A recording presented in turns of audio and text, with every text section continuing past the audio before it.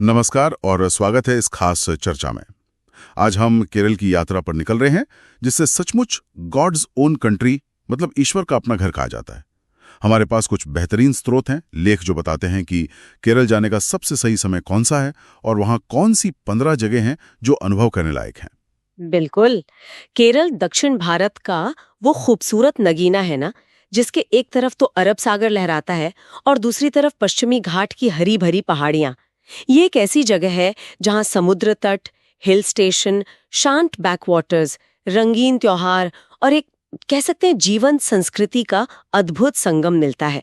इसमें कोई हैरानी की बात नहीं कि न्यूयॉर्क टाइम्स और नेशनल ज्योग्राफिक जैसे प्रकाशनों ने भी इसे दुनिया की जरूर घूमने वाली जगहों में गिना है।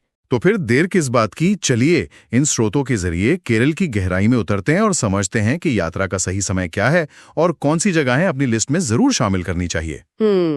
शुरुआत मौसम से करते हैं। स्रोत बताते हैं कि केरल में मुख्य रूप से 3 मौसम हैं: सर्दी, मॉनसून और गर्मी। और यात्रा के लिए सबसे अच्छा समय सितंबर से मार्च यानी सर्दी का मौसम बताया गया है।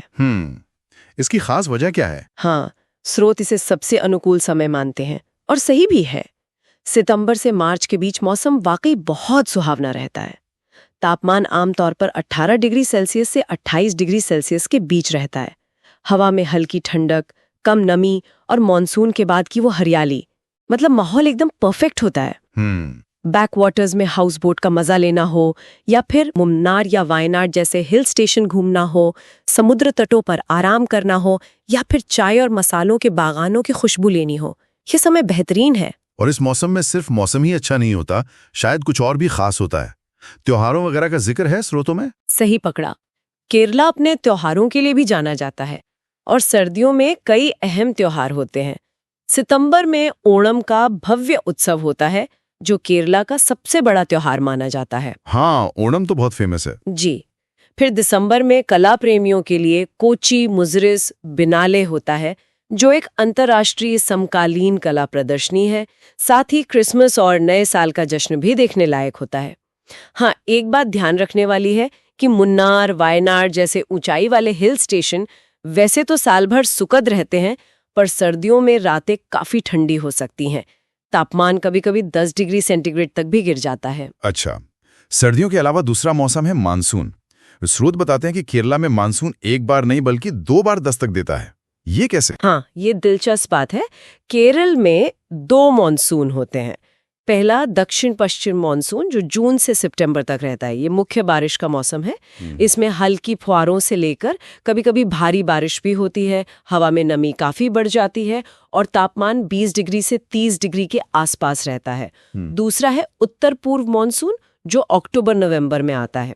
ये तुलनात्मक रूप से छोटा होता है, लेकिन इसमें अक्सर तेज बारिश और गरज चमक देखने को मिलती है। तो क्या मॉनसून में केरल जाना एक अच्छा विचार है? सुनने में तो ये थोड़ा ऑफ सीजन जैसा लगता है, बारिश और नमी के साथ। मतलब घूमने में दिक्कत नहीं होती? देखिए, ऑफ सीजन तो है, लेकिन इसके अपने अनूठे आकर्षण हैं, जैसा स्रोत बताते हैं। सबसे पहली बात आयुर्वेद। आयुर्वेद, अच्छा। हाँ, माना जाता है कि मॉनसून का नम, ठंडा और धूल रहित मौसम आयुर्वेदिक उपचारों के लिए सबसे असरदार होता है, क्योंकि शरीर इन थेरेपीज को बेहतर तरीके से ग्रहण करता है। कई सेंटर्स इस दौरान खास पैकेज और छूट भी देते हैं। ये तो अच्छी बात है। दूसरी बात, प्रकृति अपने चरम पर होती है। चारों तरफ हरियाली, धुले धुले पेड़ पौधे और झरने जैसे अथिरापिल्ली या पालरुवी पूरे उफान कर होते हैं। और हाँ, केरल की प्रसिद्ध स्नेक बोट रेस जैसे अरणमुल्ला वल्लमकाली या नेहरू ट्रॉफी ज्यादातर इसी मौसम में होती हैं। अरे वाह, बोट रेस भी? जी। और क्योंकि ये ऑफ सीजन है, भीड़ कम होती है, होटल और फ्लाइट्स सस्ती मिल सकती हैं, तो बजट यात्रियों और प्रकृति प्रेमियों के लिए ये एक बढ़िया समय हो सकता है। सही है। अच्छा, अब उन खास जगहों पर आते हैं जिनका जिक्र है। 15 जगह हैं। पहले पहाड़ों की ओर चलते हैं। स्रोत सबसे पहले मुन्नार का जिक्र करते हैं, जिसे दक्षिण भारत का कश्मीर भी कहा जाता है। मुन्नार? हाँ, सुना है। यहाँ मीलों तक फैले चाय के बागान, धुंध से ढकी पहाड़ियाँ और ठंडा मौसम इसकी पहचान है। वाह! और यहाँ घूमने के लिए क्या खास है? यात्रा की जानकारी क्या कहती है? मतलब कब जाएं, कैसे जाएं? मुन्नार लगभग पूरे साल जाया जा सकता है। 2-3 रातें यहाँ के लिए आदर्श मानी जाती हैं। नजदीकी एयरपोर्ट कोचीन है, लगभग 110 किलोमीटर, और रेलवे स्टेशन आलुवा या एर्नाकुलम। यहाँ एराविकुलम नेशनल पार्क जरूर देखना चाहिए, जहाँ नीलगिरी तहर मिलते हैं। फिर मटुपेटी डैम है, और चाय के इतिहास को जानने के लिए टी म्यूजियम भी है। अच्छा। रुकने के लिए चाय बागानों के बीच बने बंगले या होम स्टे वो एक यादगार अनुभव देते हैं। पहाड़ों में ही एक और रत्न है वायनाड, जिसका मतलब है धान के खेतों की भूमि। वायनाड। जी, ये जगह अपनी प्राकृतिक सुंदरता, कॉफी और मसालों के बागानों, घने जंगलों, झरनों और प्राचीन अडक्कल गुफाओं के लिए जानी जाती है। ये क्षेत्र समुद्र तल से 700 से 2100 मीटर की ऊंचाई पर फैला है। वायनाड मुन्नार से कैसे अलग है और यहाँ कैसे पहुँचा जाए? वायनाड कह सकते हैं मुन्नार की तुलना में थोड़ा ज्यादा जंगली और कम विकसित महसूस हो सकता है। यहाँ ट्रैकिंग के ज्यादा मौके हैं, जैसे चेम्ब्रा पीक तक। जी। ये भी पूरे साल घूमने लायक है। 2 से 5 रातें यहाँ बिताई जा सकती हैं। नजदीकी एयरपोर्ट कालीकट या कन्नूर है, और रेलवे स्टेशन कोझिकोड है, जो लगभग 110 किलोमीटर दूर है। एडक्कल गुफाएं, सूचीपारा फॉल्स और मुथांगा वाइल्ड लाइफ सैंक्चुरी यहाँ के मुख्य आकर्षण हैं। कालपेट्टा और व्यथिरी जैसे इलाकों में अच्छे इको रिसोर्ट और होमस्टे मिल जाते हैं। पहाड़ों की शांत वादियों में एक और जगह है वागामोन। इडुक्की और कोट्टायम जिलों की सीमा पर बसा ये हिल स्टेशन अपनी हरी भरी घास के मैदानों, मतलब मीडोज, चीड़ के जंगलों और 3 पहाड़ियों के लिए मशहूर है। 3 पहाड़ियाँ? हाँ, कुरीसुमाला जो ईसाइयों के लिए पवित्र है, थंगलपारा मुसलमानों के लिए, और मुरुगनमाला हिंदुओं के लिए। ये इनका अनोखा संगम है। ये मुन्नार या वायनाड से कम भीड़-भाड़ वाली जगह है। ये दिलचस्प है। वागामोन जाने के लिए क्या सुझाव है? मानसून छोड़कर बाकी समय वागामोन जाना बेहतर है। 2-3 दिन काफी हैं। यहाँ पहुँचने के लिए नजदीकी एयरपोर्ट कोचीन है, जो थोड़ा दूर है, करीब 170 किलोमीटर, और रेलवे स्टेशन कोट्टायम, करीब 44 किलोमीटर। यहाँ की शांति और प्राकृतिक नज़ारे ही मुख्य आकर्षण है। वो मीडोज, पाइन फॉरेस्ट और पहाड़ियाँ। रुकने के लिए कुछ रिजॉर्ट और होमस्टे उपलब्ध हैं। पहाड़ों से उतरकर अब केरल की जीवन रेखा, बैकवाटर्स की ओर चलते हैं। स्रोत सबसे पहले किसका नाम लेते हैं? जाहिर है अलेप्पी या अलापुझा, जिसे पूर्व का वेनिस कहा जाता है। हाँ, अलेप्पी। ये केरला के बैकवाटर्स का दिल है। यहाँ नहरों, झीलों और नदियों का जाल बिछा है, जिनके किनारे धान के खेत और नारियल के पेड़ हैं।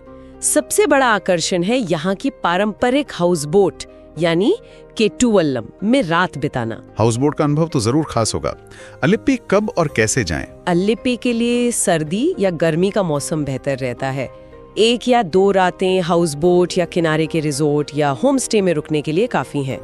नजदीकी एयरपोर्ट कोचिन है, करीब 78 किलोमीटर्स, और रेलवे स्टेशन अलेप्पी शहर में ही है, बस 5 किलोमीटर दूर।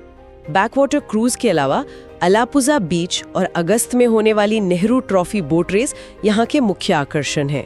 Boat race. बैकवाटर्स का एक और शांत और शानदार अनुभव मिलता है कुमारकोम में। ये वेम्बनाड झील के किनारे बसा गांवों का एक समूह है। यहाँ अलेप्पी जितनी भीड़ नहीं होती, और ज्यादातर लग्जरी रिजॉर्ट्स यहीं हैं। कुमारकोम पक्षी अभयारण्य भी यहीं है, जहाँ प्रवासी पक्षियों को देखने का मौका मिलता है। तो अलेप्पी और कुमारकोम में से चुनना हो तो क्या फर्क ध्यान में रखना चाहिए? मतलब एक ज्यादा लाइवली है और दूसरा शांत? हाँ, स्रोत यही बताते हैं। अलेप्पी ज्यादा जीवंत है, हाउस बोट का केंद्र है, जबकि कुमारकोम ज्यादा शांत रिजॉर्ट आधारित अनुभव देता है और पक्षी प्रेमियों के लिए खास है। कुमारकोम जाने के लिए भी सर्दी या गर्मी अच्छी है। 2-3 रातें लग सकती हैं। नजदीकी एयरपोर्ट कोचीन है, करीब 78 किलोमीटर, और रेलवे स्टेशन कोट्टायम लगभग 16 किलोमीटर दूर। बैकवाटर्स का एक छुपा हुआ रत्न है मनरो आइलैंड। मनरो आइलैंड, ये नया नाम है। जी, ये कोल्लम के पास अष्टमुडी झील और कल्लडा नदी के संगम पर बसे 8 छोटे द्वीपों का समूह है। यहाँ संकरी नहरों में छोटी नाव या कयाक से घूमना एक अनूठा अनुभव है। ये अलेप्पी का एक बेहद शांत और कम भीड़ वाला विकल्प है, जहाँ स्थानीय जीवन को करीब से देखा जा सकता है। मतलब वो उतना फेमस नहीं है शायद। ये तो बहुत आकर्षक लग रहा है। मनरो आइलैंड कैसे पहुंचा जाए? यहाँ अक्टूबर से मई के बीच जाना अच्छा रहता है। 2-4 रातें यहाँ के शांति का अनुभव करने के लिए सही है।